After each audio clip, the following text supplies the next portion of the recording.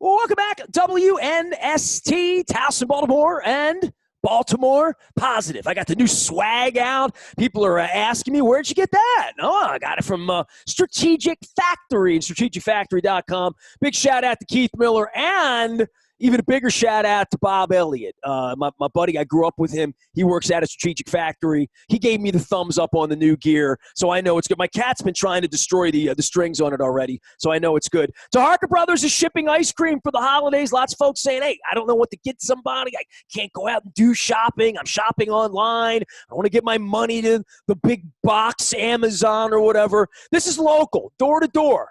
You to them. It's the Harker Brothers ice cream. You get the 8 pints. You get $15.70 off. You pick your flavors, and it's tough. I mean, that's the toughest part is figuring out, well, it's seasonal. So I got to have the sweet potato crumble, the eggnog, the peppermint. My wife didn't know about the peppermint bark, so she found out about that.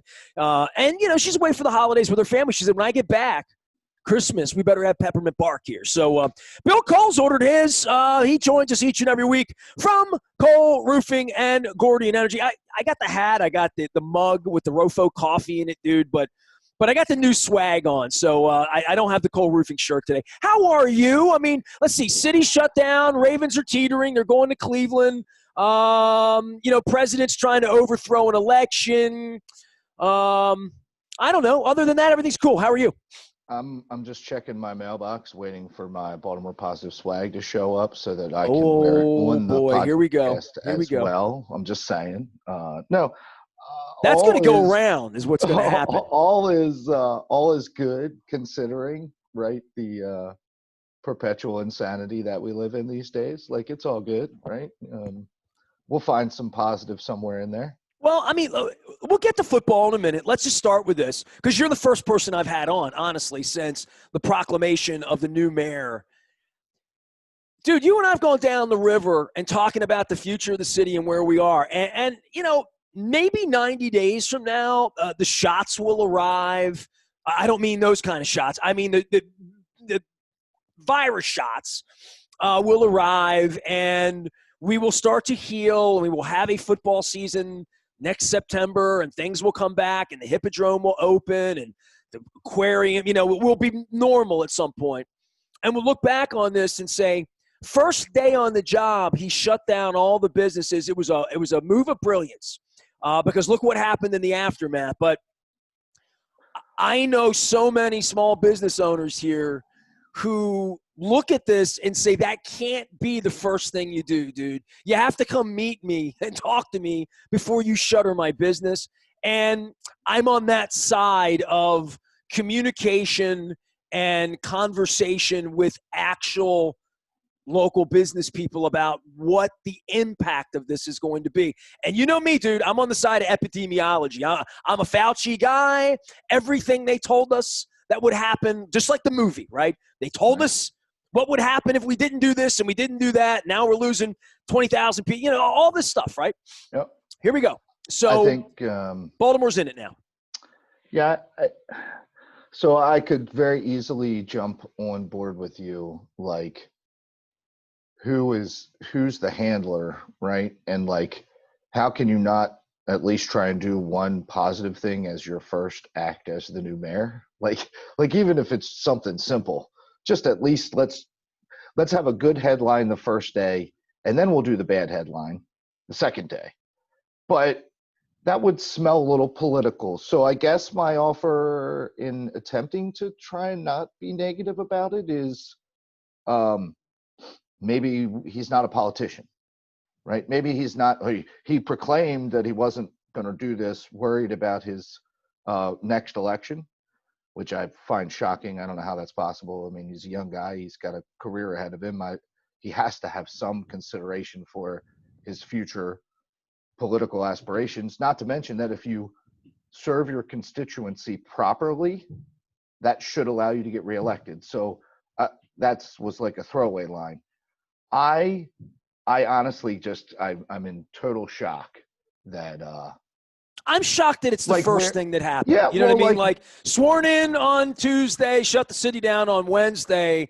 That is, I don't want to say unacceptable, but it's only acceptable under terms that everyone understands, at least. It just understands, and right. telling me that the casino is going to be open and Right. my place that I feed my family cannot be open. And, we went out first night and supported our friends over Pure Point, supported our friends at Amici's. I mean, I got a million crab cakes to order from Fadley's and Taco Fiesta and my pal Jerry. I mean, I start naming names of people I know in this city who own liquor licenses, who have bought me a beer, who I've sat and had a sandwich with, or I've seen at a ball game, or I've been in their place, or I've ordered carry out from people I don't even know, just places you patronize because they're there and the food tastes good, right? Whatever that would be, all I'm saying is if there's an initiative for Brandon Scott to step out and have a real plan for citizens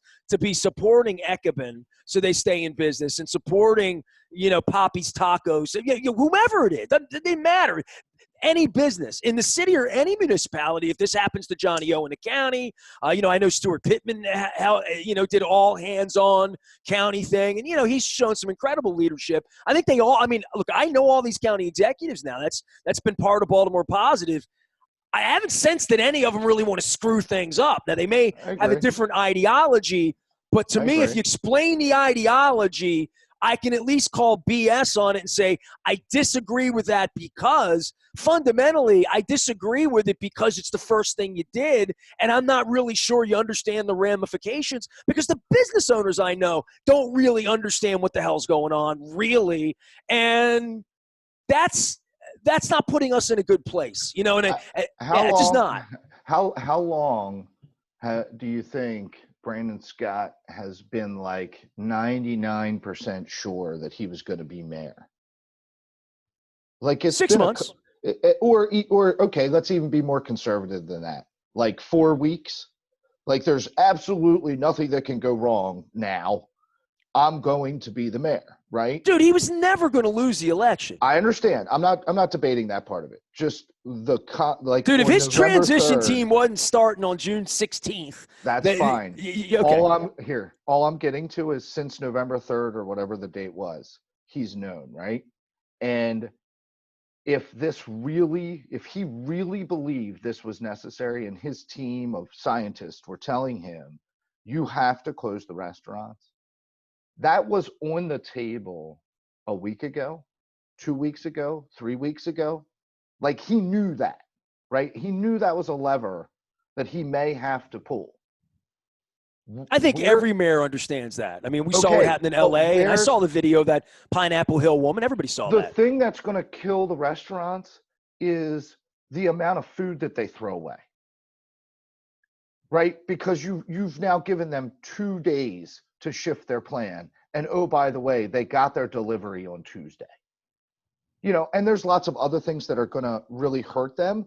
But that's a compounding thing that with better communication, my guess is they could have handled that better, right? And many of the smart ones probably did, right? Because you knew you were at risk any day. Well, I talked to 3 restaurateurs last week, significant restaurateurs, not.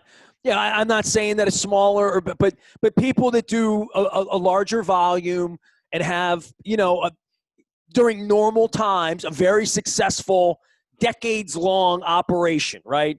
As a sit-down bar restaurant. So just to give you, and this person who, is gospel to me, right? Family to me, told me that everything stopped about 10 days before Thanksgiving.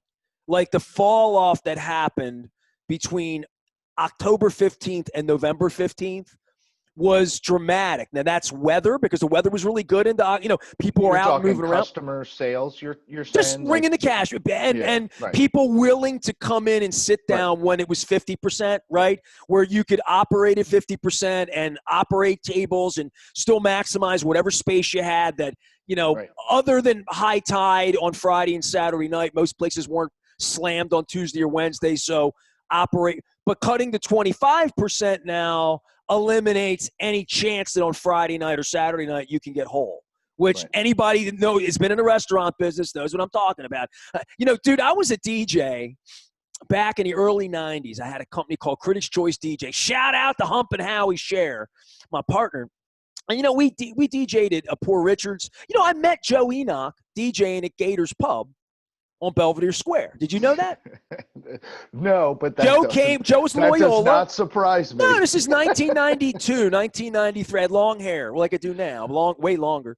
And, back in the day. 1993, if you made me come up with a list of 10 possible locations you could find Joe Enoch, that would probably be on the list. So, I DJ'd at the Emerald Tavern on Thursday. I DJ'd at Gators Pub on Monday because they did a Monday Night Football thing. Dollar drinks or whatever. All the girls came up from Loyola and Notre Dame, down from Poor Richards. I mean, all these Schaefer's. These are the places that I set up my equipment on a Saturday night, breathed in cancer-inducing nicotine, I'm sure, just crazy smoke, low ceilings. Right. The good old days. Battery acid. The good old days. The good old days, And I had a DJ, and he just passed recently, so I want to give him some love. The Godfather, Johnny Kutz.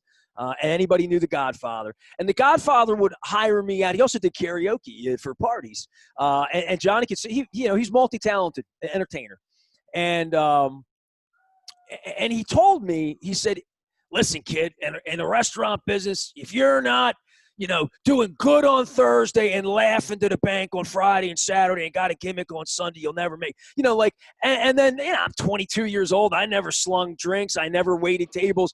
I started to understand that. I mean, it's all I've ever done is known people that pull crabs out of, and serve them, or crab cakes or sandwiches or pizza or, any of that stuff. So I've never worked in it, but I've heard issues for 30 years. And this is sort of, I don't want to say unconscionable. It's just, I just can't believe it's the first thing he chose to do. I find it very, there's opening up a whole can of communication issues. Literally just communication issues of, you're the new guy, you're supposed to communicate better than this. And that's something the county executives accused Hogan of when he would just drop hot soup in their lap at 11 o'clock in the morning. So, all right, I'm going to try Go one ahead. of your professional segues here. So I believe through, July to October, for the restaurateurs that took it seriously and wanted to stay open, they created a dining environment as best that they could that would, using protocol, limit the spread of the virus, right? And keep them in business, which means no matter how much I want to look the other way, I'm not allowing them to lean on one another at the bar.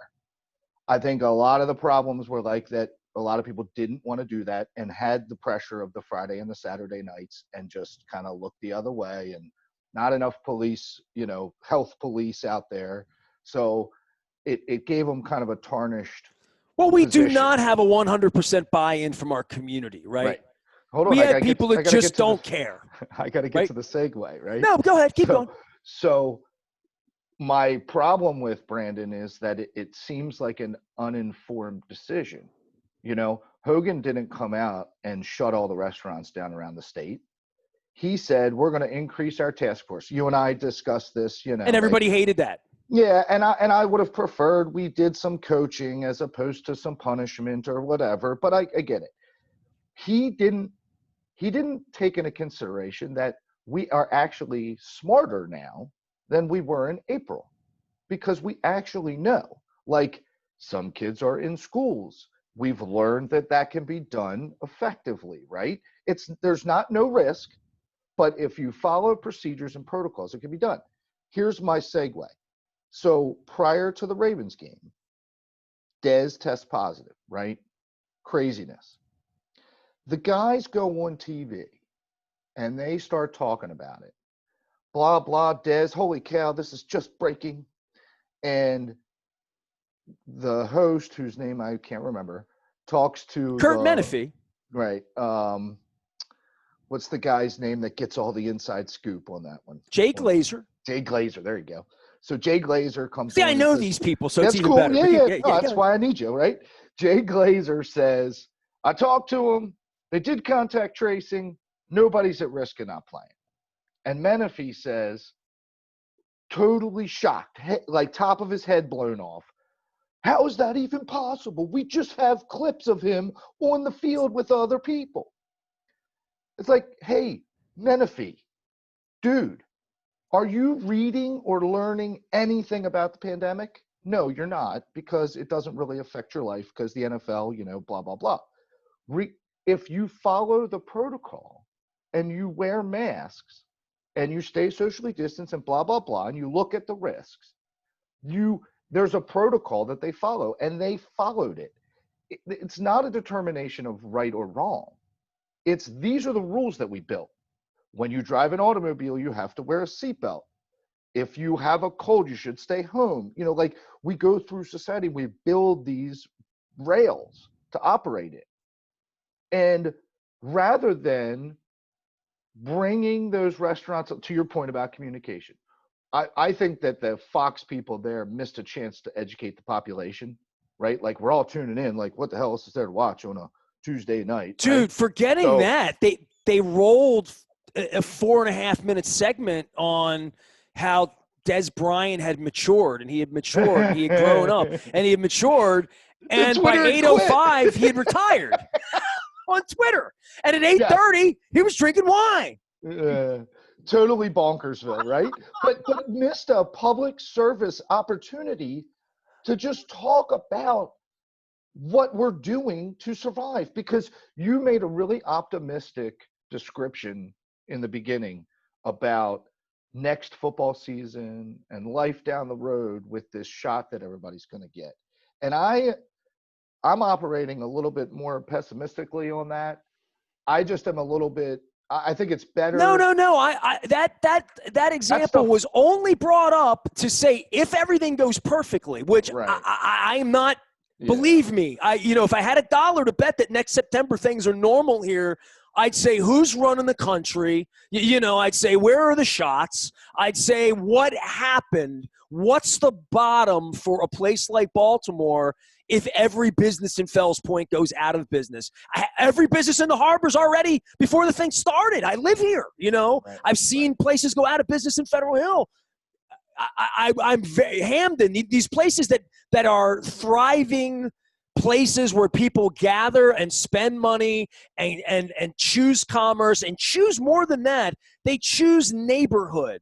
The people right. that live in this city, live in communities that they, by and large, choose to live in and want to be surrounded by the people, friends they know, cheers, you know what I mean? Sure. My bar was Reggie's. It's gone. It's been gone for 3.5 years or whatever, right? Like, that's the place I went and got tots and sat down and had a beer, And I'm worried about how many of those are going to be gone next September, even if we come out of this perfectly, is what I guess is my right. point. So where is the undertow of this getting better when there's no way it can, not the virus, there's no way the city and business can survive getting just flatlined. That's all. It didn't help to take that position without, here you're walking into the job, right? Clean slate.